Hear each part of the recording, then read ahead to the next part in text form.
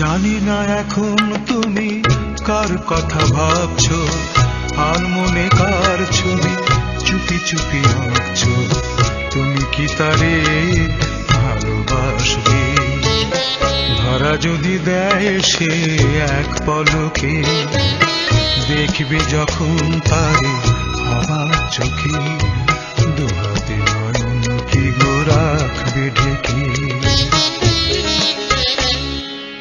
আয়নাতে ওই মুখ দেখবে যখন, কপলের কালো তিল পড়বে চোখে, ফুটবে যখন ফুল বকুল শাখে।